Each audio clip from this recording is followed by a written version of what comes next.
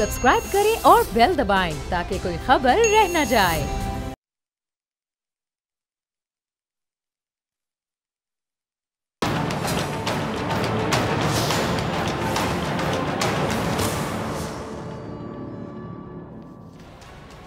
अस्सलाम वालेकुम नाजरीन, मैं हूं डॉक्टर फ़िज़ा अकबर ख़ान और मैं हूं पाकिस्तान और आप देख रहे हैं पाकिस्तान के सबसे बड़े न्यूज़ चैनल का नंबर 1 प्रोग्राम ऐसे नहीं चलेगा।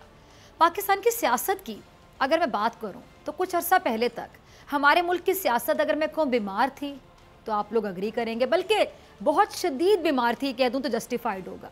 आए रोज़ मीडिया पर पूरी कौम को क्या सुनने को मिलता था या क्या देखने को मिलता था, यही कि सियासत शदीद बीमार है, जिंदगी और मौत की कश्मकश में है। मतलब हद ही कर देते हैं फिर जुमले बोलने में। एक अरसे तक कौम ने यही तमाशा देखा। सियासत के प्लेटलेट्स आए रोज़ कम हो रहे थे, सियासत की तकरीबन हर शरेआन बंद हो चुकी थी, हर बीमारी सियासत को चिमट गई थी, चिपक गई थी और फिर ये सियासत मुल्क से रुखसत हो गई शानो शौकत के साथ। और आजकल लंदन के शॉपिंग मॉल्स और होटल्स में कभी सियासत की हमें टिंड नज़र आती है, कभी वो सियासत और जमहूरियत का सरचश्मा चलता फिरता दिखाई देता है।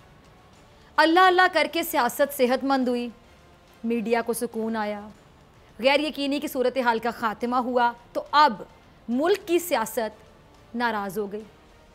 जिधर नज़र दौड़ाएं उधर आपको नाराज़ी ही नाराज़ी दिखाई देगी। सियासी सूरत हाल में से बीमारी ख़त्म हुई तो नाराज़ी बढ़ गई और बढ़ती ही जा रही है, ख़त्म होने का नाम नहीं ले रही। सियासत में आखिर जो नाराज़ी है ये क्यों बढ़ गई, इस पर बात करेंगे बाद में, लेकिन पहले बात करते हैं कि इतनी नाराज़ी में भी कुछ लोग बहुत खुश हैं। होना तो ये चाहिए, लोगों की खुशियों में खुश होना चाहिए, हमने यही सीखा है कि किसी की खुशी में खुश हों। लेकिन वो कुछ लोग जो खुश हैं उनकी खुशी की वजह कुछ ऐसी है जिस पर खुश होना बनता नहीं है। उनमें से कुछ लोग हैं सरहद पार जो भारत में रहते हैं और कुछ ऐसे हैं जो पाकिस्तान में रहते हैं। सरहद पार रहने वाले जिस मुल्क में रहते हैं उसे भारत कहते हैं, और जो लोग मुल्क में रहकर खुश हैं उनकी मुझे समझ नहीं आती। उनको हम कह लें कि जी नाम नेहाद लिबरल्स कह लें तो गलत नहीं होगा। भारत और इन नाम नेहाद लिबरल्स की खुशियों की एक वजह है, एक कि पाक फ़ौज में तकर्रियाँ और तबादले किए गए और मेजर जनरल आसिफ गफूर साहब जो DGISPR थे अब उन्हें GOC ओकाड़ा मुकर्रर कर दिया गया और उनकी जगह मेजर जनरल बाबर इफ्तिखार को नया DGISPR तैनात कर दिया गया। मेजर जनरल आसिफ गफूर साहब ने बतौर DGISPR अगर मैं कहूँ कि बहुत मकबूलियत हासिल की तो सब लोग अग्री करेंगे। उसकी वजह क्या थी, जो उनके वो बयानात और वो ट्वीट्स जो उन्होंने भारत को जवाबन की, ख़ासकर उस वक्त जब भारत जंगी जुनून में मुब्तला हो गया था और पाकिस्तान की सरहदी खिलाफ वर्जी की बाकायदा कोशिश कर रहा था, तब मेजर जनरल आसिफ गफूर साहब के बयानात ने जहां पाकिस्तानी अवाम में जोश और वलवला पैदा किया, वहीं पूरे भारत में खलबली भी मचा दी थी। देखिए ज़रा। अच्छा, ना सिर्फ ये बयानात बल्कि मेजर जनरल आसिफ गफूर साहब के ट्वीट्स भी ऐसे होते थे कि दुश्मन बाकायदा लाजवाब हो जाता था और अवाम भरपूर हम कह सकते हैं कि उनको अप्रिशिएट करते रहे। बतौर DGISPR जनरल आसिफ गफूर साहब को भारत और पाकिस्तान में लुंडे के लिबरल्स, जिसको हम पंजाबी में लंडा कहते हैं ना, लंडे के लिबरल्स की जानिब से तनकीद का निशाना बनाया जाता था। भारत तो चले समझ आता है, रिवायती हरीफ है, दुश्मन मुल्क है, लेकिन पाकिस्तान में मौजूद वो लुंडे वाले लिबरल्स, लंडे वाले लिबरल्स, उन्होंने बिला जवाज़ फ़ौज पर तनकीद को जमहूरियत की डेफिनेशन समझ लिया और लोगों को बताना शुरू कर दिया कि यही है जमहूरियत की तारीफ, के फ़ौज पर तनकीद करो। इसलिए वो मेजर जनरल आसिफ गफूर साहब पर तनकीद करते रहे, लेकिन आसिफ गफूर साहब ने उन लिबरल्स को भी मायूस नहीं किया, बल्कि उनके कॉम्प्लेक्स को, कॉम्प्लेक्स टर्म को समझते हैं ना, सात से कमतरी, उनके कॉम्प्लेक्स को किसी हद तक दूर करने की कोशिश की। बतौर DGISPR ये कौम मेजर जनरल आसिफ गफूर साहब की खिदमात को हमेशा याद रखेगी और नए DGISPR major general Babar Iftikhar को हमारी जानिब से नेक तमन्नाएं। अच्छा, उनको भी याद रखिएगा, उनको भी भारत से तनकीद का सामना करना पड़ेगा, लेकिन पाकिस्तान में मौजूद ये दोबारा मैं कहूँगी लुंडे के लिबरल्स अपना एहसास कमतरी दूर करने के लिए बाबर इफ्तिखार साहब को भी तनकीद का निशाना ज़रूर बनाएंगे, याद रखिएगा। इन ज़हनी माजूर नाकाम लोगों की छोटी छोटी सी खुशियाँ अगर मैं कह दूँ तो गलत नहीं होगा। चलें इनको खुश होने दें, क्या पता इसी तरह इनकी ज़िंदगी में शायद कभी कोई पॉजिटिविटी पैदा हो जाए। ये तो थे वो लोग जो खुश थे। अब इनके अलावा मुल्क में हर तरफ नाराज़ अफराद का मजमा है। बात करें साबिका हुक्मरान जमात की जिसका नाम मुस्लिम लीग नून है, उसकी क़यादत से ना सिर्फ उनका वोटर बल्कि उनके अपने अरकान नाराज़ हो रहे हैं। कोई तो वजह होती ना नाराज़गी की, क्यों हो रहे हैं नाराज़, ये ज़रा देखिए। ये क्या थी जी, ये थी नवाज शरीफ साहब की इंतखाबी मुहिम, जो उन्होंने पूरे ज़ोरों शोर से कह लें कि ज़ोरों शोर से चलाई कि वोट को इज़्ज़त दो, वोट को इज़्ज़त दो, अपने वोटर को, सपोर्टर को, अपने नून लीगियों को। नवाज शरीफ साहब ने इस बात पर जब पूरी तरह से कन्विंस कर लिया कि अब की बार वो हकीकी तौर पर वोट को इज़्ज़त देने के प्रॉपर मूड में है, जबकि उनके अमल से कुछ और ही लग रहा था। अमल से पता चलता है ना, अब कॉल और फेल में तजाद हो तो फिर क्या बात की जाए, कोई आप पे एतबार करेगा। कई अफराद ने नवाज शरीफ साहब को समझाने की कोशिश की, लेकिन मियाँ साहब फिर मियाँ साहब हैं, वो मियाँ साहब ही कहते समझ जाएं। उन्होंने ठान ली तो ठान ली, बस फिर किसी की नहीं सुननी। उन्होंने कहा कि फ़िक्र ना करो, इस बार तो आपका कायद मुकम्मल तौर पर नज़रियाती हो चुका है, सही वाला नज़रियाती, वो वाला नहीं जो ये हैं, और ये वोट को इज़्ज़त दिलवा कर ही रहेगा। जब नून लीग का वोटर सपोर्टर भारी दिल के साथ अपने कायद के फरमान पर राज़ी हुआ तो उनके कायद ने इस वोट को बड़ी इज्जत दी। कैसे दी, ज़रा देखिए। जान बची तो लाखों पाए, लौट के बुद्धू घर को आए। नवाज शरीफ साहब ने ऐसे दी वोट को इज्जत कि पूरी दुनिया अशश कर उठी। नवाज शरीफ ने एक बार फिर ये साबित किया कि उन्होंने सियासत हमेशा नजरिया ज़रूरत के तहत ही की। क्या कौन जिस तरह के बेटे कहते हैं माशाअल्लाह सुभान अल्लाह, नजरिया ज़रूरत के तहत। नवाज शरीफ साहब ने एक बार फिर ये साबित कर दिया कि उन्होंने सियासत को कारोबार समझ के किया, बिजनेस। नवाज शरीफ खुद मुल्क से फरार हो गए और वोटर सपोर्टर बेचारा शर्मिंदा होने के लिए यहाँ छोड़ गए। वो शर्मिंदा होता रहे, सानू की ऐसे तो तुर गए। अब वो बेचारे किसी से नजरें नहीं मिला पा रहे जिन्हें छोड़ के। मिलाएं भी कैसे मिलाएं, जब इतने बड़े बड़े दावे आपके खाक में मिट्टी में मिल जाए तो कैसे नजरें मिलाएं। अपने कायद पर एक बार फिर भरोसा किया और उनका कायद एक बार फिर धोखा देके, दगा देके, अपनी आदत के हाथों मजबूर उनको छोड़कर फरार हो गया। करना ही था ये कायद ने, आपने क्यों दोबारा भरोसा किया। अब इसमें गलती वोटर और सपोर्टर की तो होगी, सिर्फ इतनी कि उस बेचारे ने भरोसा किया, लेकिन वो इतनी बड़ी गलती और ये गुनाह तो नहीं है ना, लेकिन ज्यादा गलती कायद की है। नवाज शरीफ साहब समेत नून लीग के कई सीनियर अरकान ये जानते थे कि नवाज शरीफ का बयानिया वोट की इज्जत के लिए नहीं है, बल्कि अपने मुकदमात को सियासी रंग देने के लिए और इदारों के किरदार को धुंधलाने के लिए। वोट को इज्जत दो तो बहाना है, वोटर तो बहाना है बेचारा। कुछ अरकान ने इनको मना किया और कुछ ने साथ देने में कह दें कि आफियत जानी। वोटर बेचारे ने सिर्फ वोट दिया, लेकिन अब उस वोटर को ये अंदाज़ा हुआ, बल्कि अंदाज़ा नहीं यकीन कह दूँ तो गलत नहीं होगा, यकीन हुआ कि उसने बहुत गलत किया। इसलिए कि उनके कायद का वतीरा यही रहा है कि वो सोलो फ्लाइट के आदी हैं, वो ख़ानदानी सियासत करते हैं और सियासत को कारोबार समझ के करते हैं। जब वह हुकूमत में भी होंगे तो उनका भाई, बेटा, बेटी, दामाद, भतीजा, मामू के लड़के, फुफ्फी के लड़के, समधी, दोस्त अहबाब, उनके बच्चे, वो जो गली के नुक्कर में कहते हैं ना, नुक्कर वाला घर है जड़ा, हमसाए, पड़ोसी, गली में रहने वाले मोहल्लेदार, सब के सब इक़्तिदार का हिस्सा होंगे। सालों हुकूमत करेंगे, असासे बनाएंगे, फिर पकड़े जाएंगे तो बीमार पड़ जाएंगे और फिर सीधे बाहर चले जाएंगे, बल्कि बार तुर जाएंगे, फिर हाथ नहीं आएंगे। और वोटर के हाथ ना पहले कुछ आया ना बाद में कुछ आएगा बेचारा वोटर। मेरी तो सिंपथीज है वोटर के साथ। वोटर का क्या कसूर, जिसने भरोसा किया, भरोसा तोड़ने वाले का कसूर, भागने वाले का कसूर, उनको छोड़ के जाने वालों का कसूर, उनका मान तोड़ने वाले का कसूर, भरोसा करने वाले का बेचारे का क्या कसूर। वो तो मासूमियत में मारा गया। जिन नून लीगियों ने नवाज शरीफ के नजरिए पर लब्बाइक कहा, वो और जिन्होंने वोट दिए, अब वो तमाम अपनी क़यादत से नाराज हैं, एक दूसरे के दस्तों गिरेबान होने के करीब है। यही नहीं बल्कि एक और ऑपोजिशन के इत्तेहादी हैं, वो भी ऑपोजिशन से शदीद नाराज हैं। देखिए ज़रा कौन है ये और क्या कहते हैं। अच्छा, वैसे ये मौलाना साहब अपनी जगह मेरे ख्याल से ठीक नाराज़ हैं। कैसे? अब एक इंसान जो पिछले 10 साल से मिनिस्टर एनक्लेव में क्या कर रहा था, सो रहा था, बड़े मज़े की नींद सो रहा, देखो काम ही नहीं टेंशन ही, तो फिर मज़े की नींद ही आएगी ना। कहते हैं ना घोड़े बेच के सो गया, कोई टेंशन नहीं कि उठ के कुछ करना ही नहीं है। अब उसको ना सिर्फ मुस्लिम लीग नून और पीपल्स पार्टी ने उसमें, आप समझ लें कि सोए हुए बंदे में जो बड़ा आराम तलब है, आराम कर है, उसमें हवा भरी, ना सिर्फ हवा भरी बल्कि उसको मजबूर किया कि वो हुकूमत के ख़िलाफ़ उठे और एहतजाज करे। अब जो 10 साल से सोचें कि एसी की ठंड में लेटा हुआ ठंड मचा रहा हो, उसके लिए सबसे मुश्किल काम क्या होगा? सबसे मुश्किल काम तो होगा उठना, हिम्मत करना कि उठना है। वो ना सिर्फ उठा बल्कि उसने उठकर जिद्दोजहद करने का फ़ैसला किया।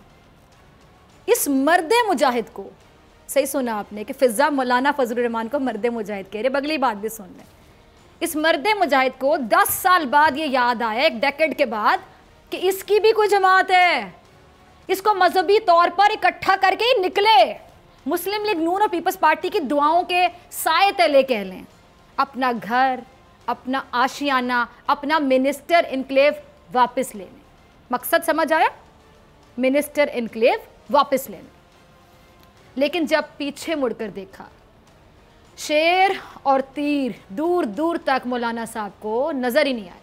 नून लीगी, पीपल्स पार्टी कोई नहीं था, कोई नून लीग में से, कोई पीपल्स पार्टी में से, दूर दूर तक सिर्फ मौलाना साहब थे और उनके मदरसे के बेचारे मासूम तालिब इल्म थे जो जाते हैं तालीम हासिल करने, लेकिन उनको यूज़ किया जाता है ऐसे कामों के लिए। अब ये बेवफाई समझ लें, बेवफाई की थी ना नून लीग और पीपल्स पार्टी ने बेचारे मौलाना साहब के साथ इस उम्र में। इस बेवफाई से मौलाना साहब दिल बर्दाश्ता हो गए, इतने दिल बर्दाश्ता हो गए, इंसान थे ना, दिल बर्दाश्ता हो गए, उम्मीदें टूट गई, बेचारे अकेले रह गए, जो कल्ले रह गए थे दिल बर्दाश्ता हो गए और भरे जलसे में, भरे मजमे में आबदीदा हो गए। 10 साल ये मौलाना साहब कश्मीर कमेटी के बिला मुकाबला चेयरमैन थे, जिसकी वजह से ना सिर्फ ये सरकारी मरात लेते रहे बल्कि करोड़ों का बजट इनको मिलता रहा। अब ये भी बेरोजगार हो चुके थे और इनको गुस्सा उन पर कम जिन्होंने मौलाना को मिनिस्टर इनक्लेव से निकाला, बल्कि उन पर ज़्यादा गुस्सा है जिन्होंने मौलाना साहब जैसे भारी हुजम रखने वाले शख्स से इतनी मेहनत करवाई और वो बेकार गई। अब ना रहबर रहे, ना रहबर कमेटी रही, ना एसी रहा, ना कोई एहतजाज। अब मौलाना कि मैं हूँ और मेरे साथ भी मैं हूँ। एसी की ठंडी हवाओं से निकाल के आप उनको ले गए वहाँ जलसे करवाने के लिए और वहाँ पे अकेला छोड़ दिया, तो जाहिर बात है वो तो परेशान होंगे ना। अब वो कहते मैं हूँ और मेरे साथ भी मैं हूँ। ये वजह है मौलाना साहब की नाराज़गी की। अब आ जाए हुकूमत पर। अवाम तो हुकूमत से नाराज़ है ही, लेकिन हुकूमत भी हुकूमत से नाराज़ होती जा रही है। अवाम क्यों नाराज़ है, पहले ज़रा वो देख लें। खान साहब, बस एक जुमले की कमी रह गई, ना जुदा होंगे हम, कभी खुशी कभी गम। ये भी बोल देते तो यकीन जानिए पूरी फिल्म बन जानी थी। खान साहब ने जितने जज्बे या जोश के साथ कहने के अवाम से वादे किए या जितनी उम्मीदें बढ़ाई अवाम की, उससे ज़्यादा जोश और जज्बे के साथ वो वादे नज़रअंदाज भी किए और अब वो उम्मीदें भी टूट गई हैं, ऑलमोस्ट टूट गई हैं। तब्दीली भी वैसे ही नज़र आती है जैसे इस मुल्क में नज़र आई जमहूरियत, डेमोक्रेसी, क्योंकि जमहूरियत का समर भी जमहूर तक नहीं पहुंचा, आवाम तक नहीं पहुंचा, ऊपर वालों तक रहा, ऊपर वालों तक, अमीरों तक। इसी तरह तब्दीली भी आवाम की ज़िंदगियों में नहीं बल्कि ऊपर वालों यानी अमीरों की ज़िंदगी में आ रही है तब्दीली। अब ज़रा गौर से सुनिएगा नाज़रीन, तब्दीली अगर पंजाब में आई है तो सिर्फ उस्मान बुज़दार की ज़िंदगी में। जिस बंदे के घर लाइट नहीं थी, आज वो शख्स सिर्फ ज़बानी हुक्म पर आईजी तब्दील कर सकता है। सोचिए कितनी तब्दीली आई। तब्दीली आई तो सदर पाकिस्तान डॉक्टर आरिफ अलवी की ज़िंदगी में, जो अब दांतों का इलाज ऐवान सदर में बैठ के करेंगे। तब्दीली है ना, बड़ी तब्दीली, बड़ी तब्दीली। तब्दीली आई तो इमरान इस्माइल की ज़िंदगी में, जिनके एक गाने ने उनको सिंध का गवर्नर बना दिया। अब आप सब भी गाने गाने शुरू कर दें, सीखें गाने, हो सकता है गवर्नर बन जाएं आप। बड़ी तब्दीली, इसको बड़ी तब्दीली कहेंगे। तब्दीली आई तो अकबर अयूब खान साहब की ज़िंदगी में, जिनके फरिश्तों को भी नहीं पता था कि मैट्रिक पास होने के बावजूद वो वज़ीर तालीम लगा दिए जाएंगे। मैट्रिक, बड़ी तब्दीली भाई। तब्दीली आई तो फवाद चौधरी की ज़िंदगी में, जो पहले आसिफ अली जरदारी की तारीफ़ों के पुल बांधते नहीं थकते थे और अब इमरान खान की अज़मत के कसीदे पढ़ रहे होते हैं। तब्दीली आई तो शहरियार आफरीदी की ज़िंदगी में, जो कुछ भी कर दें, उनसे कुछ भी पूछ लिया जाए, जवाब एक ही आएगा, जान अल्लाह को देनी है। तब्दीली है भाई कि हर सवाल का एक जवाब जान अल्लाह को देनी है। इससे बड़ी तब्दीली क्या हो। तब्दीली आई है तो अली जैदी और उनके दोस्त अहबाब की ज़िंदगी में। तब्दीली आई है तो अली अमीन गंडापुर की ज़िंदगी में, जिनकी मालूमात का ये हाल है कि उन्होंने कुलभूषण यादव को मुल्क से बाहर भेज दिया था। तब्दीली आई है तो हफीज़ शेख साहब की ज़िंदगी में, जिन्हें टमाटर 17 रुपये किलो मिल रहे हैं। या फिर दोस्त आशिक अवान की ज़िंदगी में तब्दीली आई है, जिन्हें मटर 5 रुपये किलो मिल रहे हैं। तब्दीली आई है तो उन पाकिस्तानियों की ज़िंदगी में जिनके बारे में अली अमीन गंडापुर साहब फरमा रहे थे कि टमाटर महंगे करने से फ़ायदा उन पाकिस्तानियों का ही हुआ है। उसके अलावा पूरी अवाम का हाल वही है जो पहले था। कल भी अवाम मकरूज़ और मजबूर थे, आज भी अवाम मकरूज़ और मजबूर हैं। कल भी अवाम के लिए महंगाई थी, आज भी अवाम के लिए महंगाई है। कल भी अवाम बेरोज़गार थे, आज भी अवाम बेरोज़गार है। कल भी अवाम धक्के खा रहे थे, आज भी एक आम आदमी के बच्चे अगर सर्दी में गर्म कपड़े मांग लें तो आम आदमी कब्रिस्तान जाकर खुद को आग लगा लेता है। ये है तब्दीली। ये हैं वो वजूहात जिनकी वजह से अवाम इस हुकूमत से बाकायदा मुतनफ़िर हो चुके हैं। मुतनफ़िर का मतलब तो समझते हैं ना, ये समझाना पड़ेगा। नाराज़ और नाउमीद हो रहे हैं, शदीद नाराज़, मायूस। सिर्फ अवाम ही नहीं बल्कि हुकूमत से, हुकूमत के इत्तेहादी भी खफा होने लगे हैं। एक तरफ GDA की नाराज़गी की खबरें, दूसरी जानिब काफ लीग भी नाराज़ दिखाई दे रही है। कराची में MQM ने पहले ही हुकूमत को इशारा दे दिया है कि वो हुकूमत से सख्त और शदीद नाला हैं, नाराज़ हैं। यानी पूरे मुल्क में हर तरफ नाराज़ी नाराज़ी नाराज़ी नाराज़ी नाराज़ी का आलम।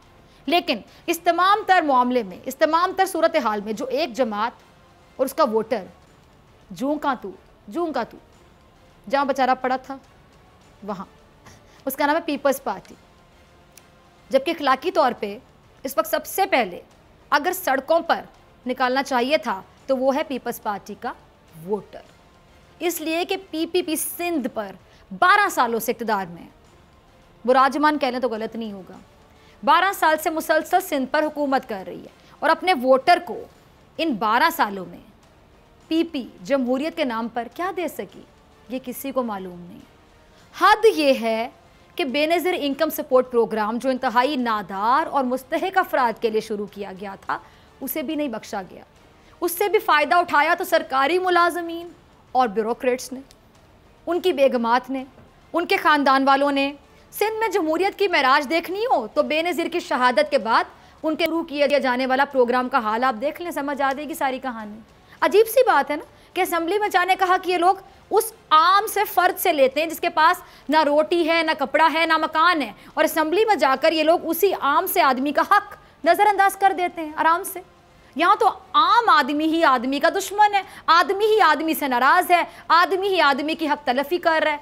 कौम देखे तो किस तरफ देखे, शक है, जुल्म करने वाला भी आदमी है, जुल्म सहने वाला भी आदमी है, नाअहल भी आदमी है, नाअहली का रोना रोने वाला भी आदमी है, कानूनदान भी आदमी है, कानून शिकन भी आदमी है। हमारे मुल्क की सूरत हाल पर मुझे नज़ीर अकबर आबादी की एक नज़म याद आ गई जो मैं आपको सुनाऊंगी इस ब्रेक के बाद।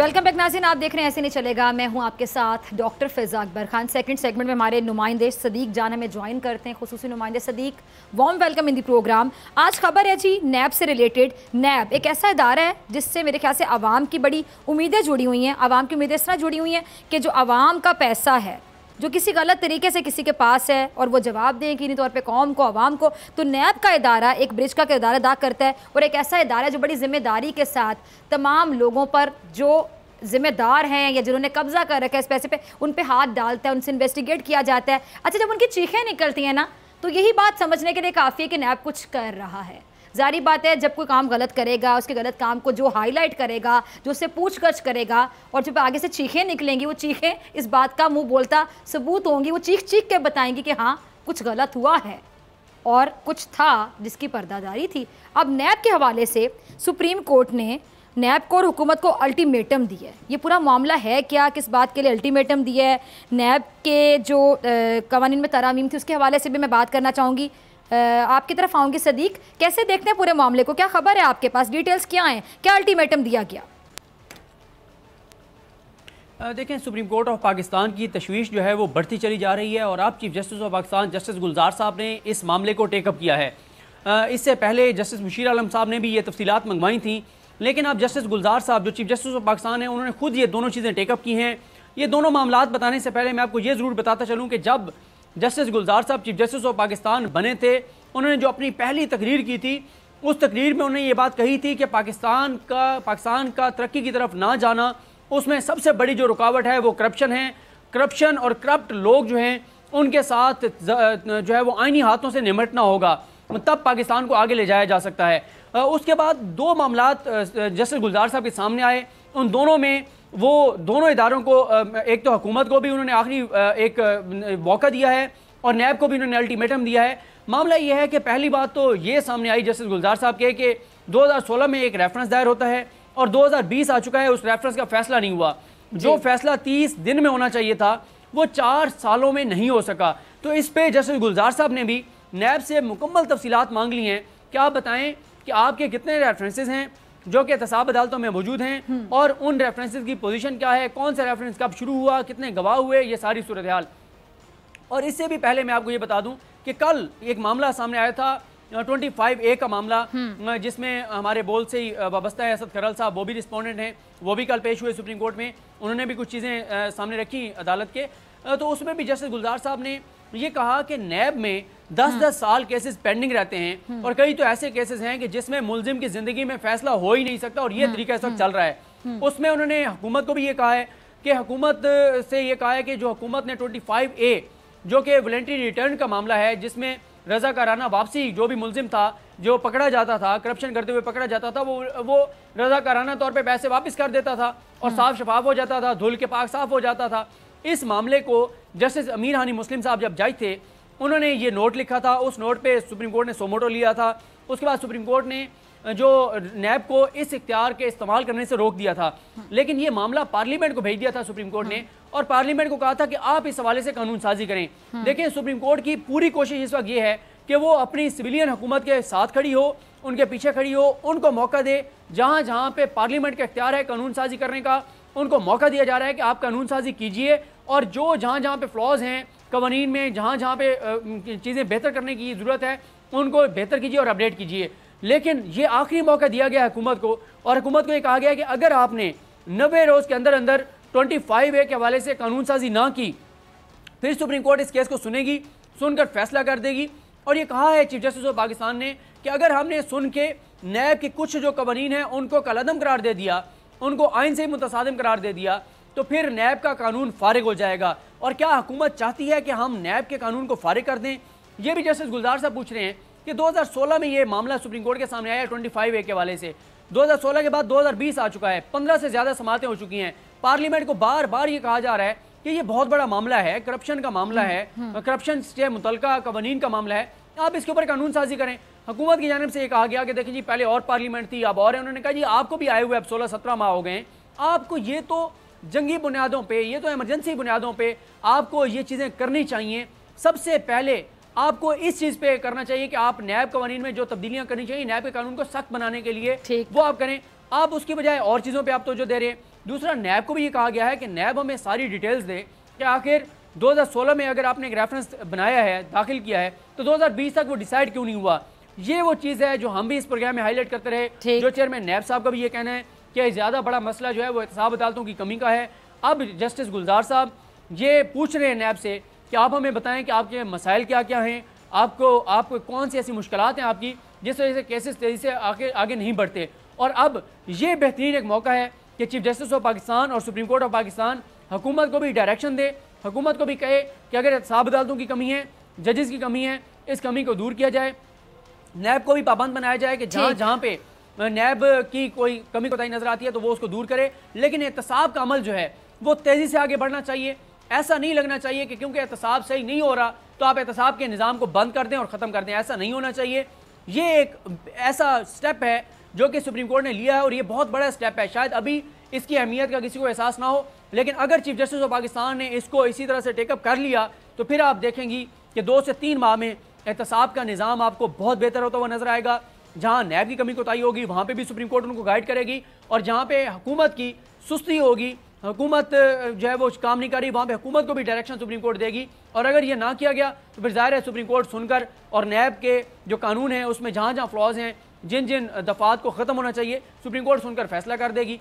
तो लेकिन ये बहुत अच्छी बात है कि इस्लामाबाद हाई कोर्ट हो या सुप्रीम कोर्ट ऑफ पाकिस्तान हो, वो सिविलियन हुकूमतों को पूरा मौका दे रही है कि आप अपनी चीज़ें बेहतर करें, आप कर लें। हम निशानदेही कर रहे हैं, कानून साजी करना आपका काम है, आप कानून साजी कीजिए, आप नैब में तरमीम कीजिए ताकि करप्ट लोग जो है वो बच ना पाएँ।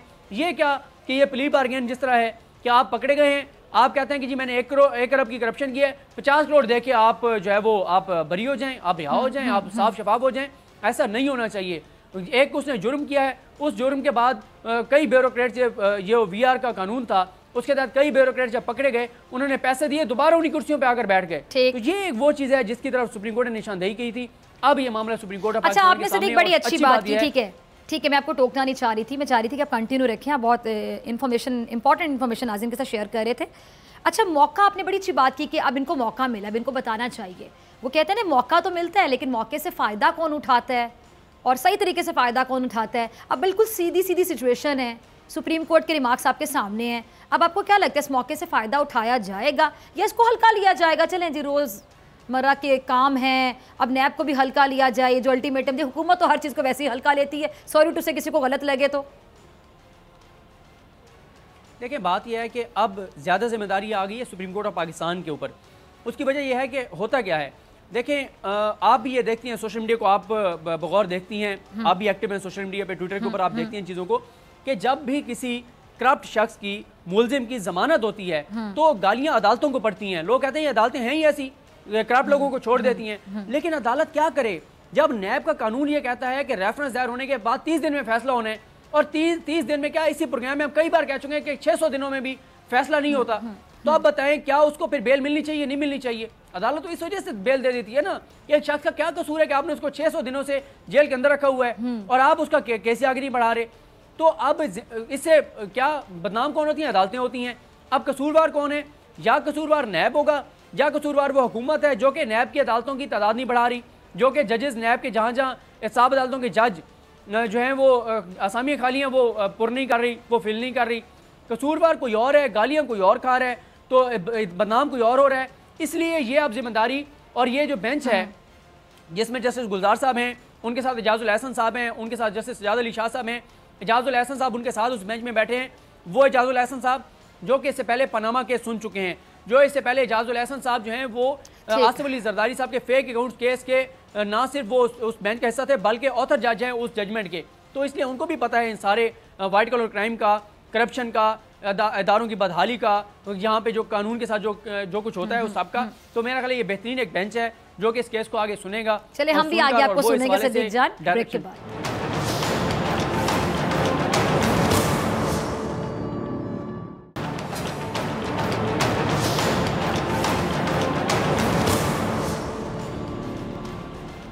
वेलकम बैक, आप देख रहे हैं ऐसे नहीं चलेगा। मैं हूं आपके साथ डॉक्टर फिजा अकबर खान और मेरे साथ मौजूद है खुसूसी नुमाइंदे सदीक जान।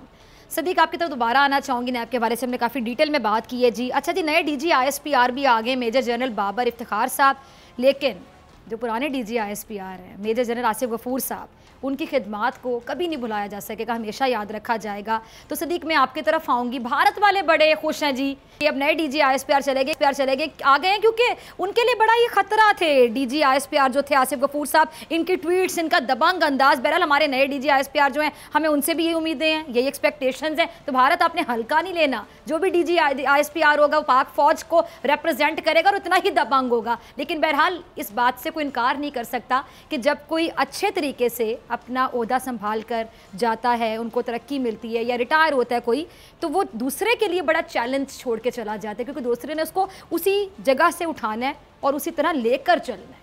क्या कहेंगे?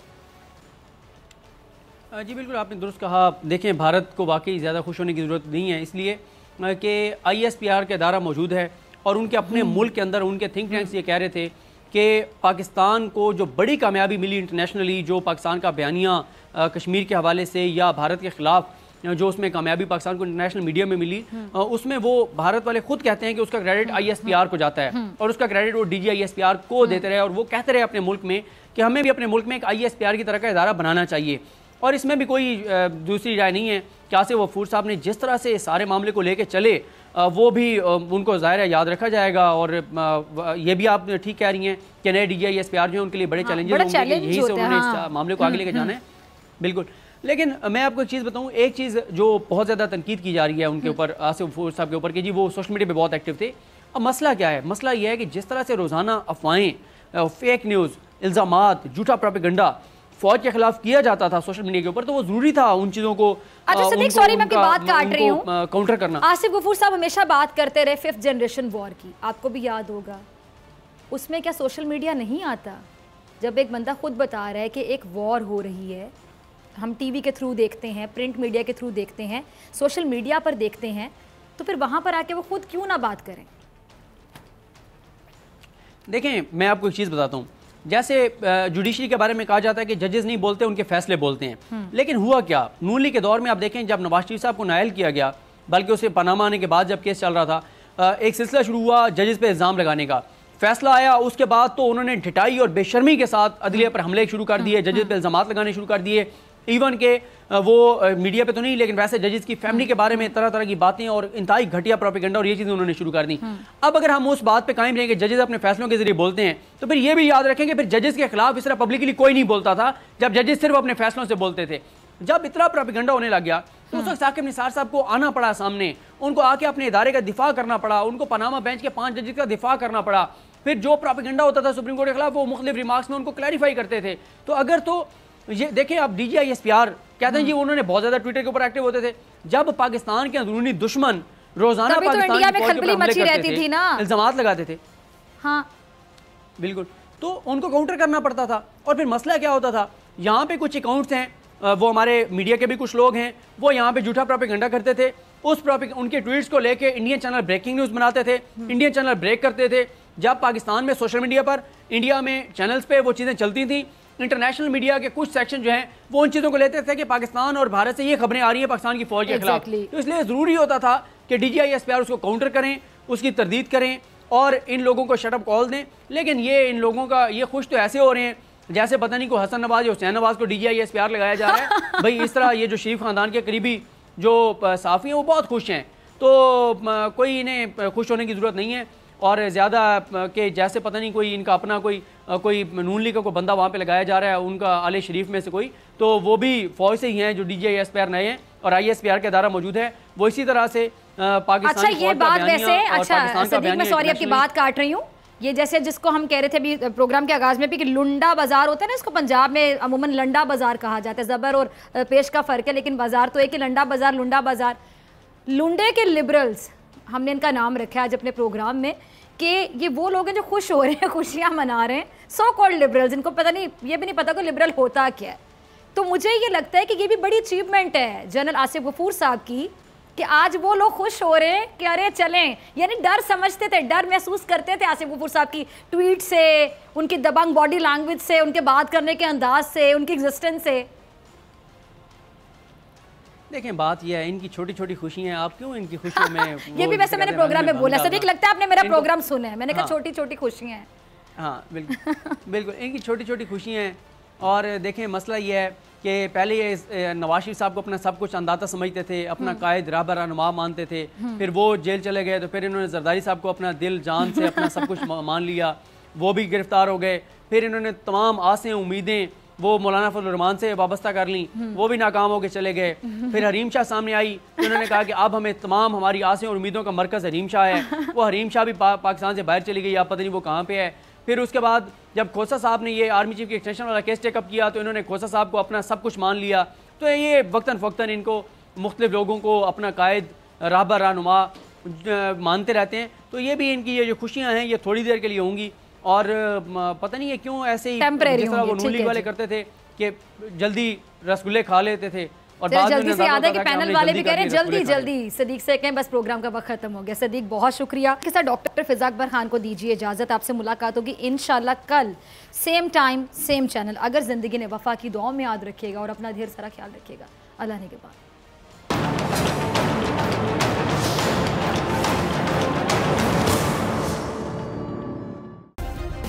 सब्सक्राइब करें और बेल दबाएं ताकि कोई खबर रह न जाए।